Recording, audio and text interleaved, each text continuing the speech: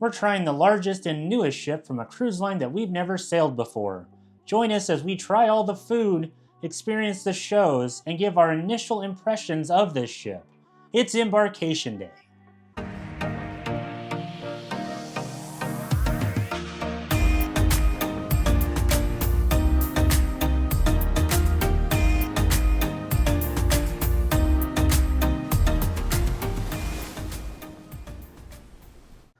It's Embarkation Day, my favorite day of any type of vacation, and we're in Houston, Texas, staying at a hotel the night before our cruise. We are at the Marriott South Houston, which is right next to Hobby Airport, and we're getting ready to check out to go get some breakfast and then drive to the port. And we're getting on our 7-night cruise to the Western Caribbean aboard Carnival Jubilee. That can't be right. We don't sail Carnival, we're Royal Caribbean cruisers. Hold on, one second.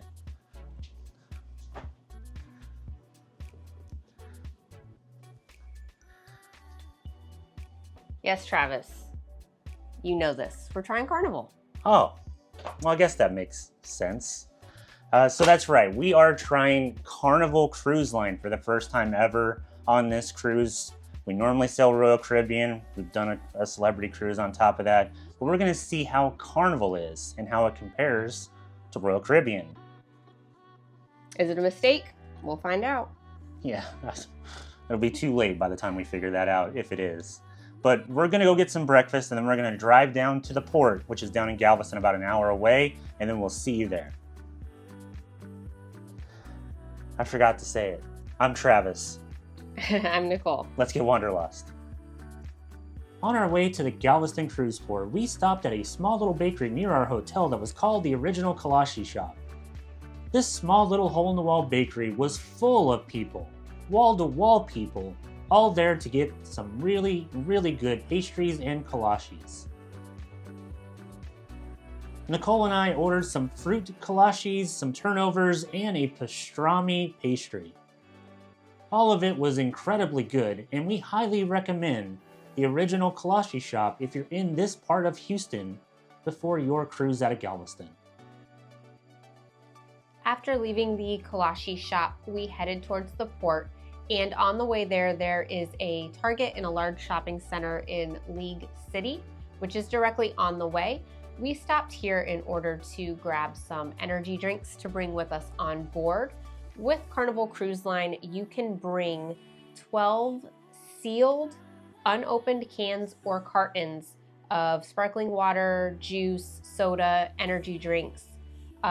12 cans per person is allowed to be brought on board, and you are not allowed to bring any bottles on the ship. They must be in cans.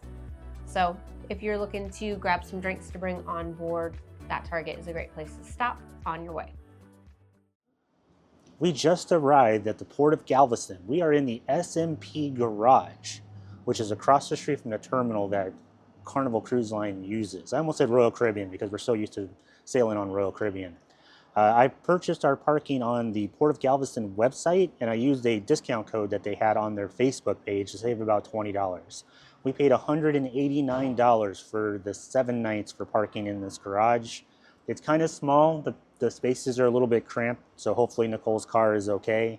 It's closer than the other parking lots that are down the street that you have to take an actual shuttle bus to get to the terminal, and we just wanted to walk across the street. Traffic in front of the Galveston terminal is awful. There are 3 cruise ships here right now. You have Mariner of the Seas, Carnival Jubilee, and the Carnival Dream. So we're gonna walk across the street and get checked in. It's Embarkation Day. We're gonna go have fun, hopefully, on Carnival Cruise Line's Jubilee. As we said, we parked in the SMP garage that is across the street from the terminal that Carnival Cruise Line uses in the Port of Galveston. We originally had booked this garage because it was right across the street, so it should have been easy to walk over. And there was a walkway that goes across the street that we knew about from the garage to the actual terminal. One thing that we discovered after we parked and we were trying to get across the street is that the walkway is closed. So you have to go down an elevator. And then we also discovered that one of the elevators is also broken and closed. So the quick jaunt across the street from this garage was a little bit longer than it should have. We had to go down the elevator, across the street, and then across the busy street right in front of the terminal. And all this entire area is under construction, so it took way longer than it normally would have. So be mindful of that if you're going to Galveston for a cruise and you're sailing with Carnival or Norwegian or one of the other brands that sails out of those two terminals that are right across the street from this garage. All right, we're finally through security. It only took an hour and 45 minutes. Way more chaotic than Royal Caribbean. They even inspect her Red Bull that we brought on board, where they had to take out each individual can and look and see if they were still sealed. Very weird experience. Took way too long, honestly. We mentioned our frustration with the check-in and security process quickly a moment ago. But just to let you know how it actually was. We had a 10:30 check-in appointment for this cruise. We got to the terminal right at 10:30, and it was a sea of people and lines everywhere. So just be aware that if you're boarding Carnival Jubilee with the construction across the street and how Carnival runs this terminal, the wait may be longer than if you were boarding some of the other ships in the area. We were in line for close to an hour and 45 minutes through the entire process to get on the ship, which is in a really, really long time. We had boarded Adventure of the Seas almost out of this exact same terminal a couple years ago, and it didn't take anywhere near as long as it took to board Carnival Jubilee. The line moved very slowly, and it took a long time just to even get to security. And then when you got to security, they weren't really giving solid directions until somebody made a mistake. So if you didn't know, if you have electronics in your bags and you're going through security, make sure you take them out. We weren't told that until my camera set off the alarm. And we have a lot of cameras in our bag, so we held up the line there too. And there were people bringing water and other items and stuff that they were having to pull out of their bags and get inspected as well. The other thing is that everything you're bringing on board in terms of liquid or drinks is going to have to be inspected as well. So if you have a 12-pack of Red Bull like we did, there's going to be somebody there that's going to inspect all 12 cans that are in your 12-pack. So they will open it up and inspect every can and then tape your 12-pack back up. It takes a really long time, especially when a lot of people are bringing drinks on board. I know they're trying to stop people from bringing alcohol on board, but I don't know if 2 cans of beer that somebody is trying to smuggle on board is really worth how long the security line and how long it took to get onto the ship. So be mindful of that if you're sailing out of this terminal in Galveston for Carnival Jubilee. One of the reasons why so many people most likely bring their own drinks on board Carnival is that they only offer 2 drink packages. One is going to be the Bubbles, which is a soda package, and the other one is Cheers. So that is going to be your all-inclusive alcoholic beverages, specialty coffees, juices, all of that nature. There is no in-between with Carnival. It is either soda or alcoholic beverage package. There is no refreshment package like what Royal Caribbean offers, which is one of the reasons why we were bringing Red Bull on board, is because usually you can get that with a non-alcoholic package. And since we could not and we were not purchasing the alcoholic beverage package, we brought our own on board. Another difference in Carnival's packages that they offer is going to be with the Wi-Fi. They offer 3 different tiers, the cheapest being for social media, an intermediate package that will allow you to do social media and visit websites, and then their top tier, most expensive package, which will allow you to do that as well as stream. So since we do post on social media online and we also need to keep in touch with our dog sitter from Rover, we did purchase the most expensive Wi-Fi package for Travis's device so that we would have access in case something were to happen back home. The last difference in packages would be with the dining packages, or in Carnival's case, lack thereof. So whereas Royal Caribbean gives you the options to do like a 3 dining package or an ultimate dining package to where all of the specialty restaurants can be included, Carnival does not. So any specialty dining restaurant that you want to go to, you will be paying for per meal each. For the inaugural season of Carnival Jubilee, there are 2 specialty dining restaurants that are included for the first time that you eat there during your cruise. After that, you can eat there for $8 per time, and that is going to be ChiBang, the Chinese Mexican fusion restaurant, and then the Italian restaurant, Cucina del Capitano. Another big difference between Royal Caribbean and Carnival is the lack of reservations on board. So on Royal Caribbean, if you're sailing in an Oasis class, an Icon class, or Quantum class ship, about 30 days before you're sailing, you can actually make reservations for some of the bigger shows that are on board. So if you wanted to see Wizard of Oz on Icon of the Seas, you can actually reserve a time or a show time for that. On Carnival, they don't do this. All shows and all restaurants are pretty much a first come, first served basis. So if you want to see the comedy show late at night or in the comedy club, you better line up 30 to 45 minutes before the show time just to be able to get into the venue. It's the same thing for the main theater. It's the same thing for the shows they do in center stage. And it's also the same thing for restaurants. So if you have anytime dining like we like to do with Royal Caribbean, which is my time dining, you can't just reserve the same time or a reservation through the entire week. You literally have to wait for about, 15 or 30 minutes before the restaurant opens and actually check in to the restaurant. And then when your table is ready, it'll send you an alert on the app. And then you can go down to the restaurant and then wait in another line before you're seated. So it's a little bit different. So we're used to sailing with Royal Caribbean, and we were not expecting that. And I do like the check-in thing on the app, which allows you to not have to stand outside the restaurant like you do some of the shows. But just be mindful that if you are wanting to see a comedy show or one of the shows in the main theater, you're going to want to get there earlier than what the show time is to make sure you get a seat. We booked this cruise on Marriott Bonvoy's Cruise with Points website, and we paid approximately $2,000 for the two of us in one balcony cove stateroom that included gratuities already. And the reason why we picked Carnival Jubilee is that it is Carnival's newest and biggest ship. So we thought it would be the most comparable to some of Royal Caribbean's mega ships that we've been on. And another little plus is that it sails out of Galveston, which is our home port. So we did not have to book any flights in order to get there. All right, so we're finally in our room. It was opened a little bit late. Normally it's 1:30, and we got into our room about 1:50 or so, which is fine. It's not that big of a deal. They are refueling liquefied natural gas on the side of the ship, so we can't open our balcony. So we'll have to wait to kind of show everybody what that looks like. So, but Nicole, what do you think of Carnival Jubilee so far? So far, the ship is actually pretty nice. The main areas, seems like there's a lot of options. Getting on board was chaotic and took longer than usual, but so far, not so bad.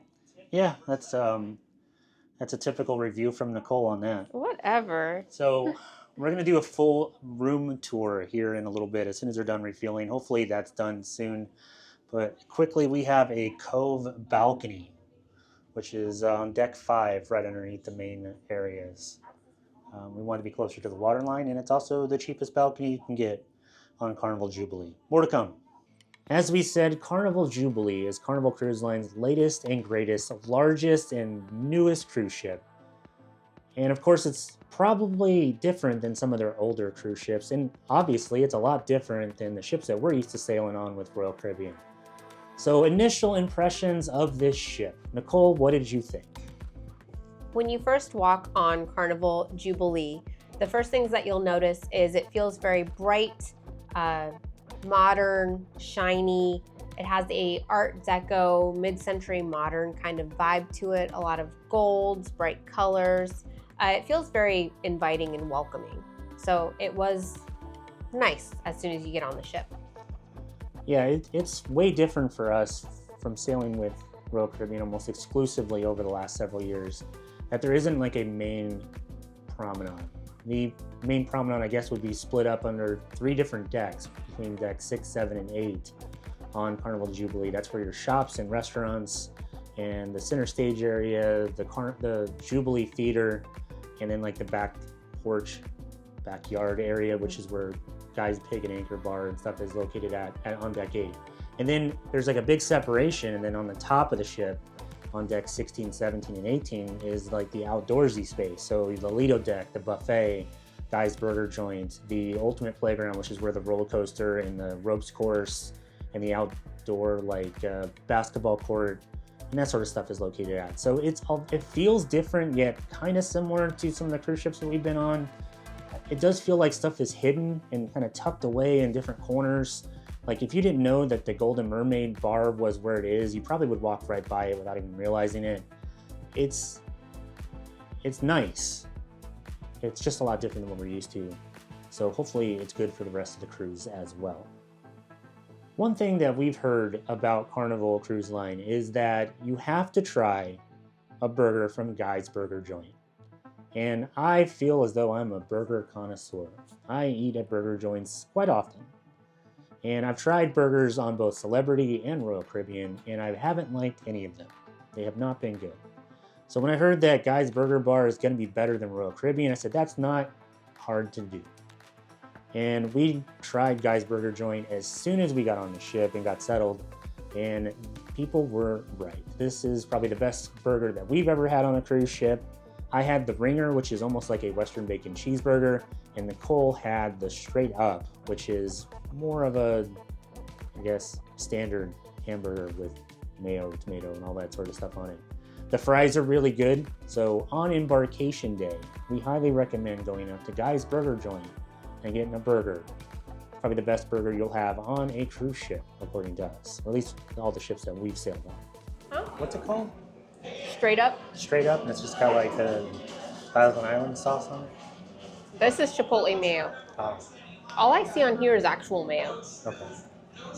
like how it came. I got the Ringer, which is like a Western bacon cheeseburger. And these are from Guy's Burger Joint, which is way better than any burger on a Royal Caribbean ship. So far, we already found something better than Royal.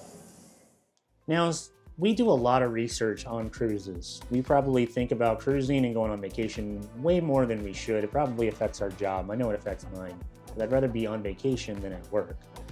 And one of the things that we always heard about with Carnival Cruise Line is that sail away and the sail away party is crazy. This is something you don't get on Royal Caribbean. They'd like to do music on the pool deck and they do like a small sail away thing, but it's nothing like Carnival. And we experienced this firsthand on Carnival Jubilee.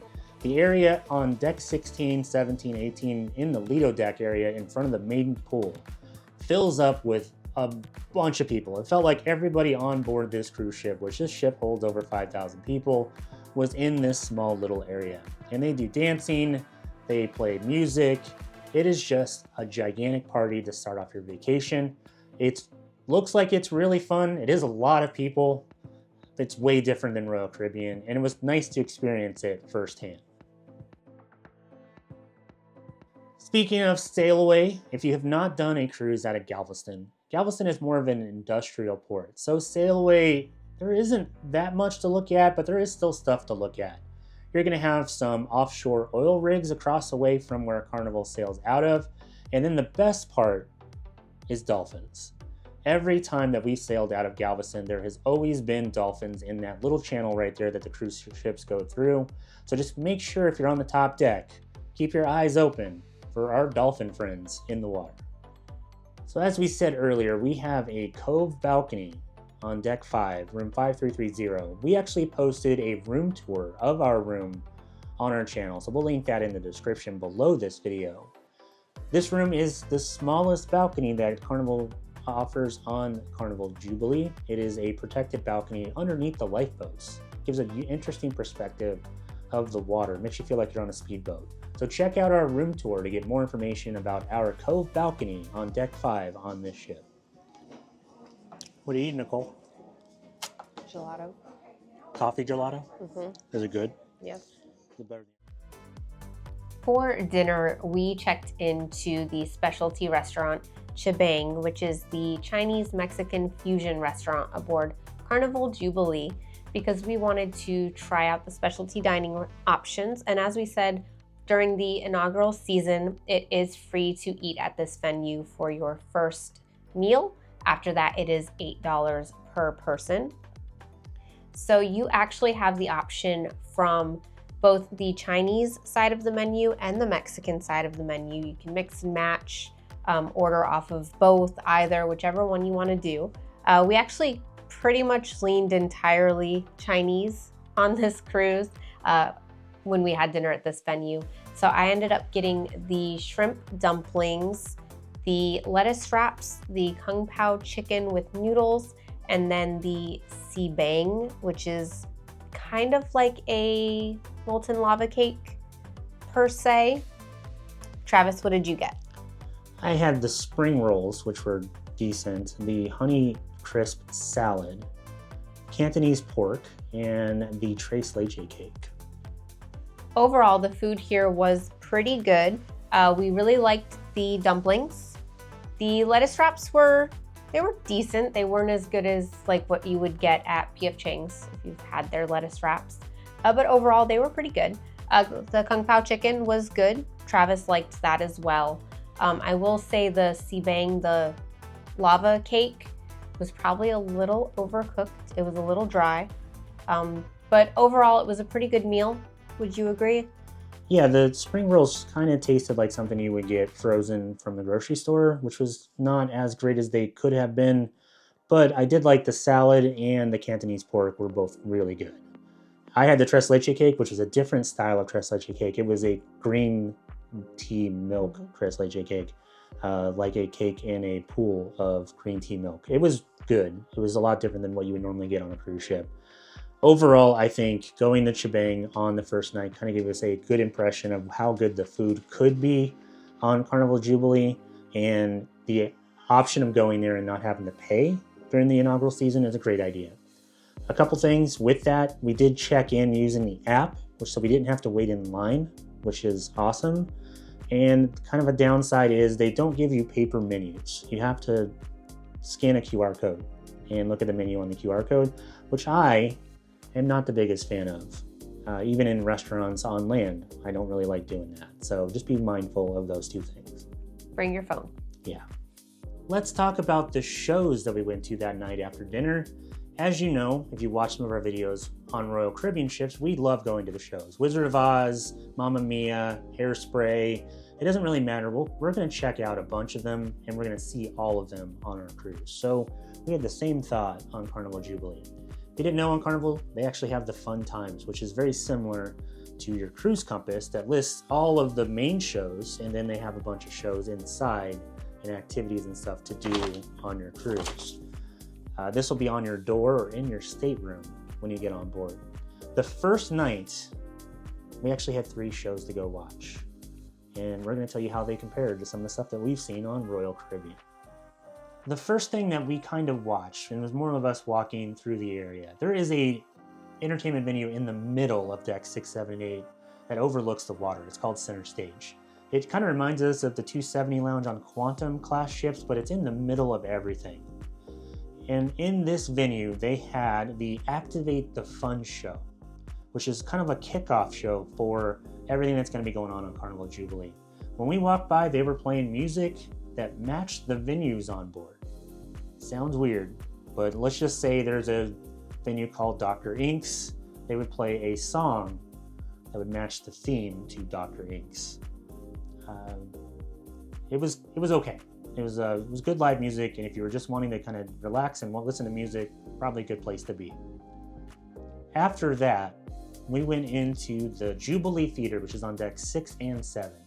This venue is a lot smaller than the main theaters aboard Royal Caribbean ships.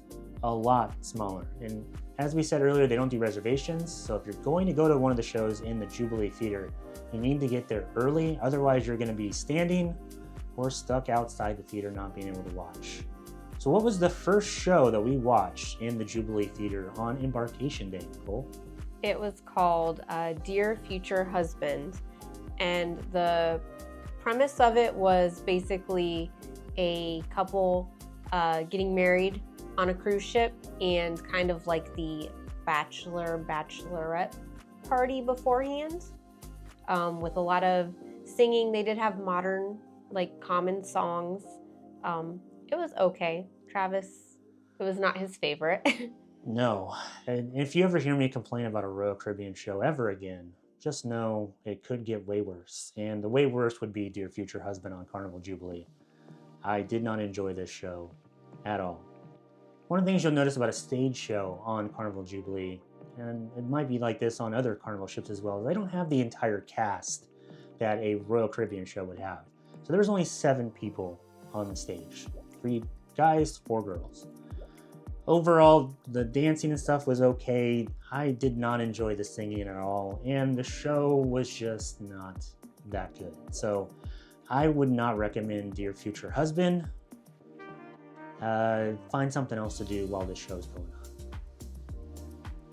At the end of the evening, to kick off kind of one of the things that Carnival seems to do best, they had a double feature late night comedy show in the Jubilee Theater. Started at 11:30 at night, so definitely past our bedtime, but we made sure to stay up to go check this out. So it was Kelly Terranova and then Percy Crews 2 were the 2 comedians. They were both on stage for about 30 minutes each, so it's about an hour-long show. We have never seen Kelly Terranova before. He was okay, but Percy Crews 2 was very funny. We did enjoy that show. Yeah, Percy Crews 2 was hilarious. Kelly Terranova, not so much. But make sure you see Percy Crews. He is very good.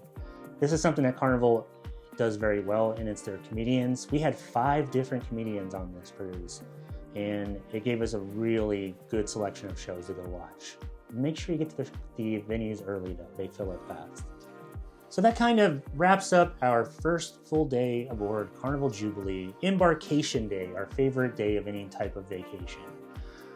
We're going to go through a couple things before we wrap this video up though. This is our first cruise aboard Carnival Cruise Line, and since we sail almost exclusively with Royal Caribbean, we wanted to compare a few things between the 2 cruise lines and kind of say which one does which thing better. So we're going to go over a couple of these things. We might do a few more of these through this entire series aboard Carnival Jubilee. First up, the app. Both Carnival Cruise Line and Royal Caribbean have an app that you use on your phone. This is a place that you can see what shows are available, dining, all that sort of stuff. I personally think Royal Caribbean has the better app. I actually did not like the Carnival Cruise Line app. I felt it was overly complicated for what it should have been. The only thing I really did like about it was the ability to search, because I think Royal Caribbean does need a search function on their app. So you can actually type in comedy or kids or something along those lines to find something on the ship, and it'll pull up things that match what you're searching, which is awesome. I don't know why Royal Caribbean doesn't have it. What do you think of the app, Nicole? I didn't mind it so much, but I usually tend to not be all that bothered by that kind of thing. I did like that you could check in for dining. I think that would be a really great feature that Royal Caribbean could add in, because you do not have to make dining reservations on Royal Caribbean. It's just recommended if you don't want to wait.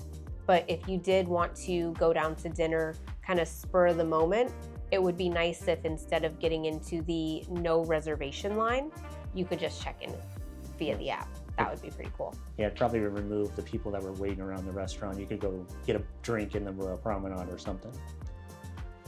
The last thing that we'll talk about is quick service food.